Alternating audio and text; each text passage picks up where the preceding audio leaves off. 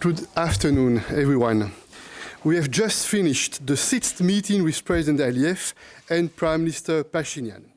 Our exchanges have once again been frank, honest, and substantive. Our meeting was the latest in a series of intensive and productive high-level meetings involving Armenia's and Azerbaijan's leaders, deputy prime ministers, and foreign ministers since early May in Brussels, Chisinau, Washington, Moscow, and on the bilateral border. We are going through one of the most comprehensive and vigorous stages of negotiations between Armenia and Azerbaijan. I commended the leaders for their strong commitment to the peace process, and I encouraged them to take further courageous steps to ensure decisive and irreversible progress on the normalization track. And even though our meeting took place in the context of a worrying increase in tensions on the ground, I noted an important momentum in the political discussions and efforts. We discussed all issues on the agenda. Sovereignty and territorial integrity. The Armenian and Azerbaijani leaders once again fully reconfirmed their respect for the other country's territorial integrity and sovereignty, based on the understanding Armenia's territory covers 29,800 square kilometers and Azerbaijan's 86,600 kilometers. Second, border delimitation. Both leaders reconfirmed their unequivocal commitment to the 1991 Almaty Declaration as a political framework for the delimitation. And I welcomed the 12 July meeting of the two border commissions. Work has advanced on the statutes of these commissions and on discussions regarding the basis for delimitation. And, this is very important, the leaders agreed to intensify and accelerate the work of the commissions. Third point, connectivity. On connectivity, the sides also made clear progress over the past 2 months in their discussions aimed at unblocking transport and economic links in the region. And we discussed modalities of future transport arrangements which will respect the principles of sovereignty, jurisdiction, and reciprocity.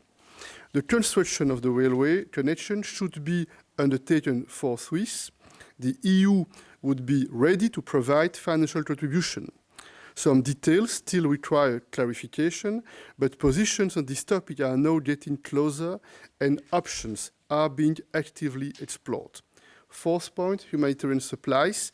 We discussed the situation of the Karabakh Armenian population and the situation around the Lachin corridor. The current state of affairs is clearly not sustainable and is in no one's interest. We also discussed possible concrete steps to help bring the situation back to normal.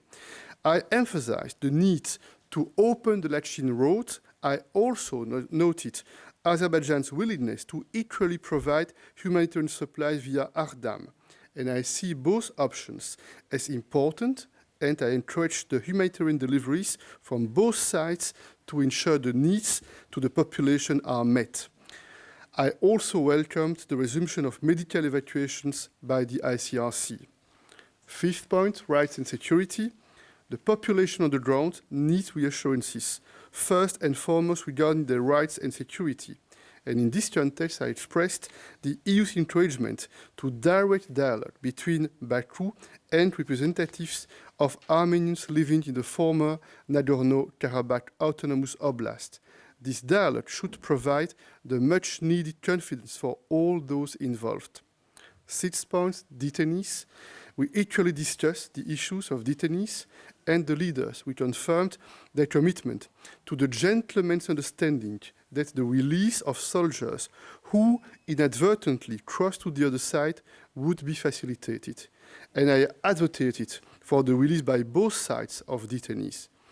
The importance of ensuring increased cooperation in addressing the fate of missing persons and on demining was also discussed, and I once again called on the sides to exchange as much information as possible. Last point, the follow-up. We agreed that our teams will remain in close contact to ensure concrete follow-up on what has been discussed today. Real progress depends on the next steps that will need to be taken in the near future. As a matter of priority, violence and harsh rhetoric should stop in order to provide a proper environment for peace and normalization talks. I also reiterated my intention to invite the Armenian and Azerbaijani leaders for another meeting in Brussels after the summer, as well as for another pentalateral meeting with the participation also of the leaders of France and Germany in Grenada, in the margins of the next European Community Summit. I thank you.